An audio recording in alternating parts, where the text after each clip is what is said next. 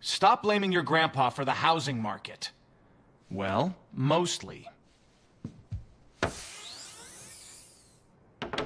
Did boomers actually have it easier? Or are we just playing a different financial video game? Stop blaming your... Probably heard the stories, right? Your dad, maybe your grandpa, talking about how they bought a house on a single salary back in the 80s. And meanwhile, you might be making way more than they ever did, even after you adjust for inflation. But it just feels like you can barely even think about a down payment. It's a feeling a lot of us have, and it gets at a much bigger, more complicated question that we are going to dive into right now. So, let's just ask it straight up. Did the baby boomer generation actually have it easier when it came to money? Is it that simple, or is there something else going on here? Something we're all kind of missing in this whole generational blame game? And hey, if you feel like you're at a disadvantage, well, you are definitely not alone. Just look at this poll. A whopping 78% of people think boomers were much luckier economically. Only about a fifth of people think it was more about their mindset. So yeah, this feeling is pretty much everywhere. But what do the actual facts have to say? Okay, so here's our game plan for today. We're going to start by tackling what we're calling the boomer nostalgia myth. Then we'll get into this weird clash between the hard data and that gut feeling everyone has. After that, we'll uncover the hidden economic shifts, really understand this idea of a demanding mindset, and finally talk about how we can actually use that mindset today. All right, first up, let's put this whole idea of a golden economic past under a microscope. It's really easy to look back and think everything was better, so let's get grounded in what the numbers actually tell us about the 1980s. So this is where it gets really interesting, because when you actually look at the data, the 1980s were, in a lot of ways, objectively tougher than today. Seriously, we're talking about higher unemployment. It hit almost 11% back in 1982. We're talking about sky-high interest rates. The average 30-year mortgage rate in the 80s was over 12%, and sometimes it peaked above 18. Can you even imagine that? On top of all that, poverty levels were worse, people didn't live as long, and even median incomes were lower when you adjust for inflation. The good old days actually started with a really brutal recession. So on paper, it kind of looks like we're the ones who have it made. And that brings us to the real puzzle here. If all the numbers say things are better now, why doesn't it feel that way for so many of us? This is the absolute heart of the debate, this huge disconnect between the statistics and what it actually feels like to live and breathe in this economy. Let's put 1985 and today right next to each other. The median real wage, and that's the key word, it means adjusted for inflation, is actually 20% higher now. What about home ownership rates? Lower back then. And for the people who did own a home, their mortgage often shoot up over half of their income. Compare that to about a third today. You see, those insane interest rates meant that even if a house was cheaper, the monthly payment was a massive burden. So on paper, it really does look like a clear win for the 2020s. And this quote just nails it, doesn't it? It perfectly captures that gut reaction. You see the numbers, you get it, but something inside you is just screaming, nope, that can't be right. That feeling is the key. It tells us that the standard economic charts and graphs we always look at might be missing a giant piece of the story. So here's why that feeling matters so much. We've kind of become obsessed with this idea that if the metrics look good, then life must be good. The source material for this explainer uses this perfect analogy.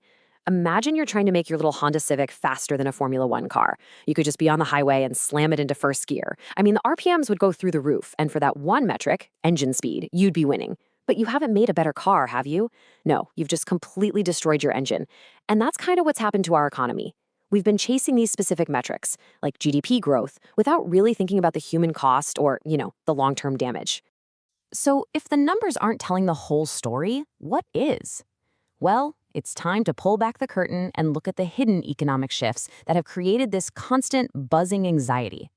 We're going to focus on three big ones: housing, debt, and job security. Okay, let's start with the biggest one, housing. The whole reason we buy a house in our financial lives has fundamentally changed. Back in the 1980s, a house was mainly a store of value. Its price pretty much went up along with inflation. This meant you weren't in some desperate race against the clock. If you needed, say, 5 or 10 years to save up to down payment, the goalposts wouldn't have moved a million miles away.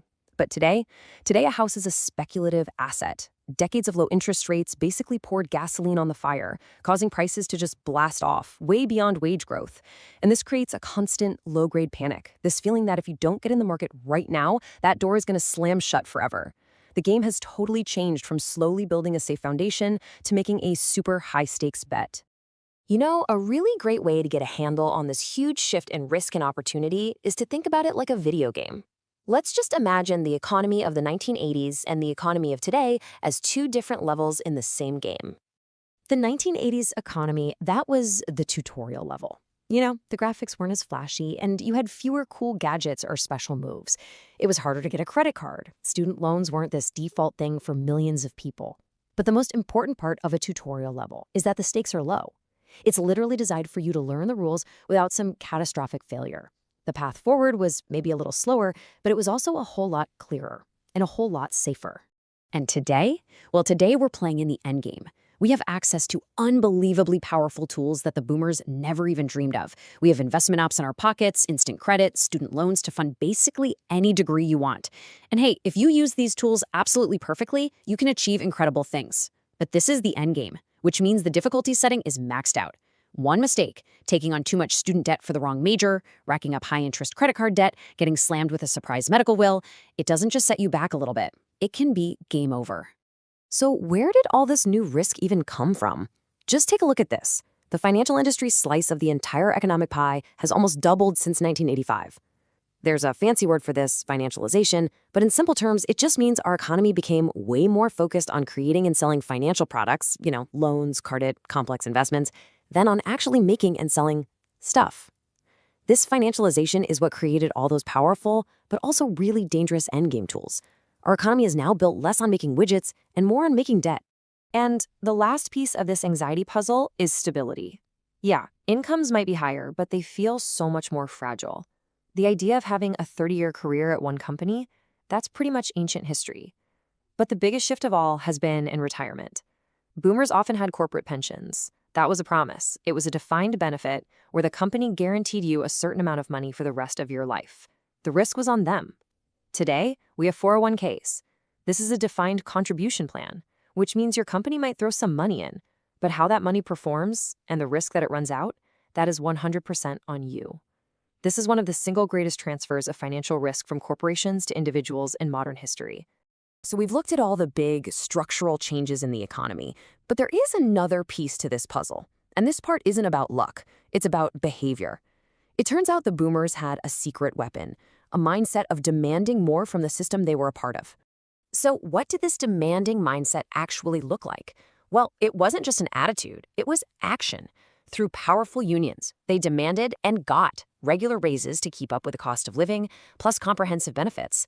They had the collective power to just refuse to work in unsafe or crummy conditions, and they were a huge, reliable voting bloc, and they consistently elected people who would protect their interests, things like Social Security, pensions, and tax breaks for homeowners. And for a lot of them, it also meant a culture of delaying gratification, starting with a small, affordable house and building wealth slowly over time. This wasn't luck. This was a strategy. Now, the good news here is that this mindset isn't locked into one generation. Yeah, the economic world looks totally different, but the principles of being demanding, they can be updated. So let's look at how to apply this kind of thinking in our modern world. Here are 4 real, concrete ways you can be more demanding today. Number 1, demand a raise or a better offer. With pensions gone, your salary is your number 1 wealth building tool. The data shows again and again that changing jobs every few years is the single fastest way to get a big income boost. 2, demand control over your cash flow. Use budgeting tools not as some kind of punishment, but as a weapon, a plan to point your money where you actually want it to go. 3, demand returns from the market. Just saving money isn't going to cut it anymore. You have to invest, and starting early with simple, broad funds is the most powerful tool you have to build real long-term wealth. And 4, demand more than one paycheck. With all the digital tools we have, it is more possible than ever to build a side hustle. And that's not just for extra spending money. It's a critical safety net against the instability of relying on a single boss. This quote just brings it all home, doesn't it? The tools are different, but the core action is exactly the same. The boomers used the tools they had, strong unions, collective political power, to demand security through pensions. You have the tools of our time, investment apps, budgeting software, the internet. So the new demand is for wealth. And so we come full circle. The economic game has, without a doubt, gotten way more complicated, and the stakes are much higher. But that feeling of falling behind isn't just about the economy, it's also about what we demand from it. The big takeaway here is that your choices matter. Your mindset matters. That's the key to shifting from feeling like a victim of your circumstances to feeling like an active player in your own financial story. And that leaves us with one last question. And this one's for you to think about. Looking ahead, what is the one thing you are going to actively demand from your financial life this year? Is it a raise? Is it a better work-life balance? A higher savings rate? Because the very first step to getting more is deciding to demand it.